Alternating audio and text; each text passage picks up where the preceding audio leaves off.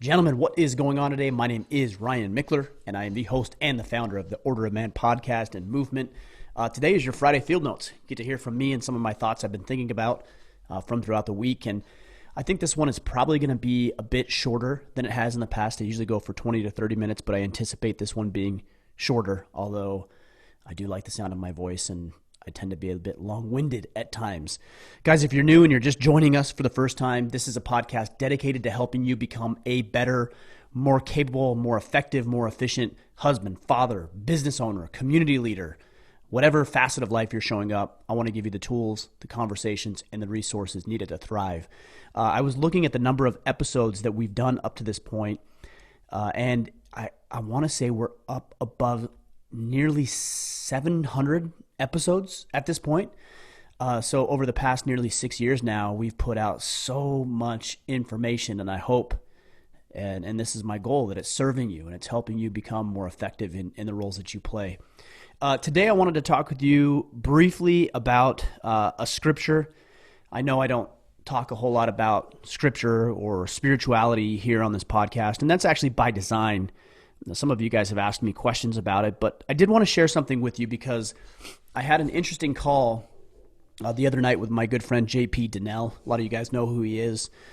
And we got talking about some different things, and we got talking about our goals and ambitions and putting ourselves out there in the public eye and the pros and cons of doing that. You know, the benefits of putting yourself out there are that you begin to articulate your voice. You have some of those perspectives and assumptions of your life challenged and pushed up against, which helps you to articulate and crystallize and clarify what it is you actually believe and what you think and how you want to behave.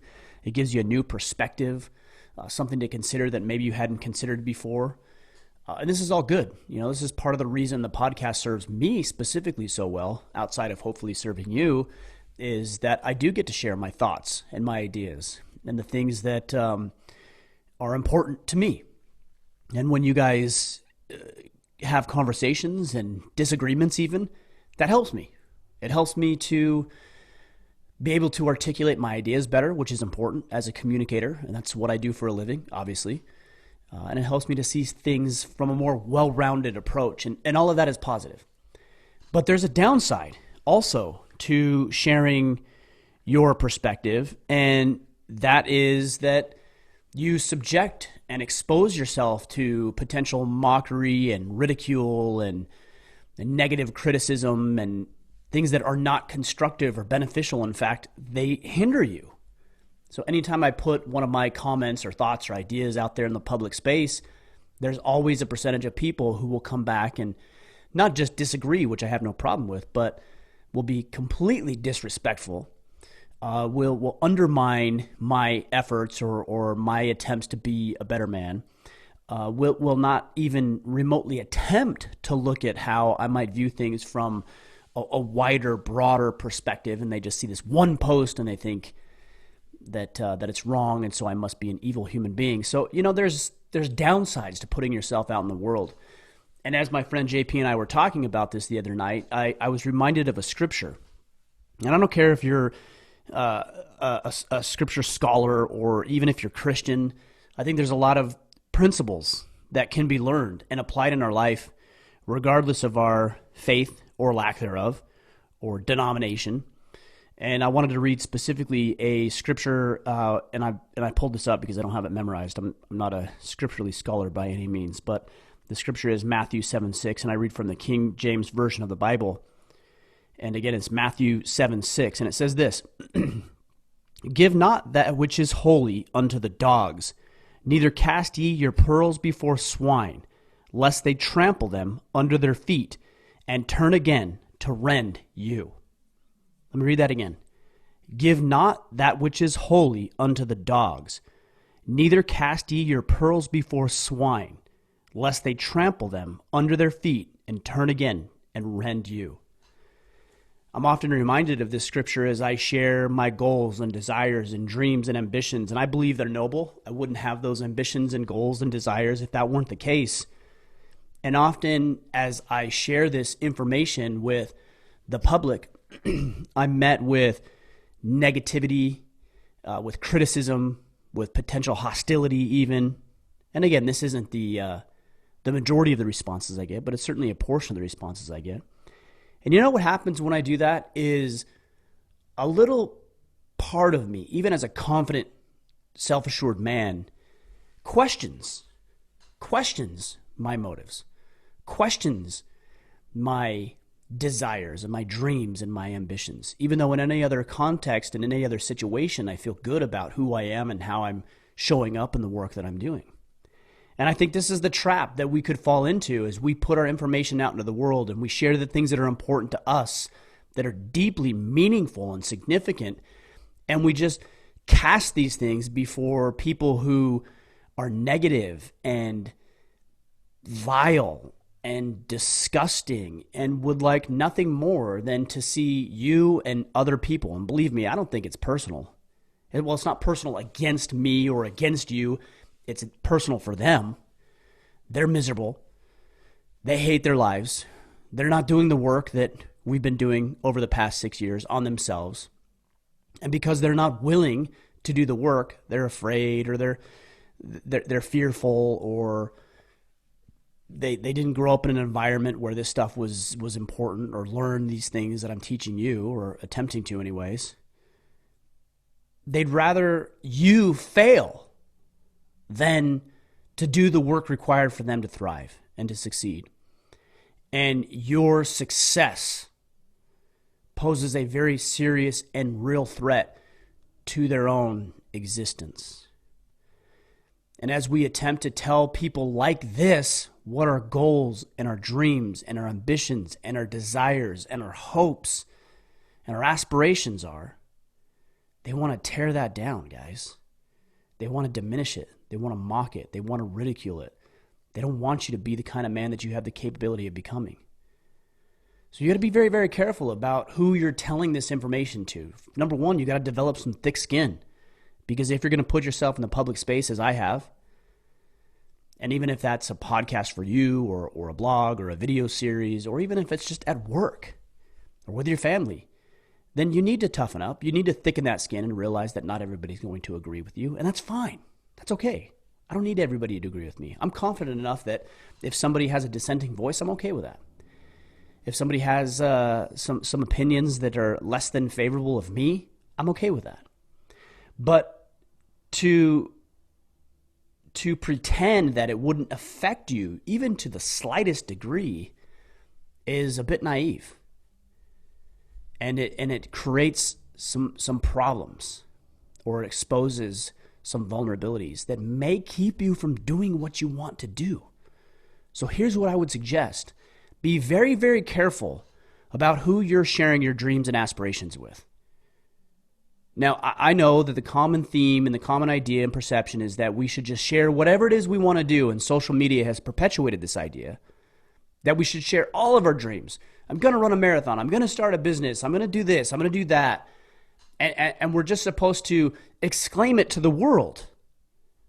I would say we probably ought to be a little bit more thoughtful about that. Because as the scripture Matthew 7:6 says, and I'm going to pull it up again here so I don't butcher it, it says, "Give not that which is holy unto the dogs." And guys, there are dogs out there who want to see you fail miserably. And actually not just want to see you fail, will actually revel in you failing and you being as miserable as they are. Back to scripture. "Neither cast ye pearls before the swine, lest they trample them." And isn't that what people do? Trample your dreams and desires, mock, ridicule, belittle, make fun of, diminish. Trample them under their feet and turn again and rend you. So they trample your dreams and then they come back for you again. I don't want this to be a negative podcast. So here's what I would suggest on a positive note, and then we'll wrap things up. Like I said, this is going to be a short one today. If we are instructed not to cast our pearls, the things that we desire, the things that are meaningful and significant and important and valuable to us, before swine, then I think the opposite holds true, that maybe instead we ought to cast those pearls before those who are worthy. What does it mean to be worthy? In this context, what I suggest is those people who edify you, those people who uplift you, those people who want you to succeed, just as my friend JP wants me to succeed. He called me to have these conversations. I want him to succeed. He wants me to succeed. There's other people in my circle. Those of you who know Kip Sorensen, who is my co-host, he wants me to succeed. I want him to succeed. And I am more than happy and willing, and frankly, I should cast my dreams and ambitions and desires before those people, because those are the individuals who are going to help me. Kip's going to help me accomplish my goals. JP is going to help me accomplish my goals. Those of you who believe in what we're doing here are going to help me accomplish my goals. My wife, my children are going to help me accomplish my goals. I may not always be comfortable. I don't have to always be in agreement with what they say, but I always know that what they share is in my best interest. And so I don't share everything with the masses because it isn't relevant to them. And frankly, they haven't proved to me that they do have my best interest at heart. So contrary to popular belief that you should share everything with everybody, I would suggest that maybe you be a little bit more selective with who you share your dreams and ambitions and desires with. And instead of sharing those with people who would love to see you fail, only share your hopes and dreams and desires with those who would love to see you succeed. And not only love to see it, are actively engaged in helping you accomplish what it is you want to accomplish. Now, that doesn't mean they need to follow you blindly or pledge their allegiance to you. It means that they care about you.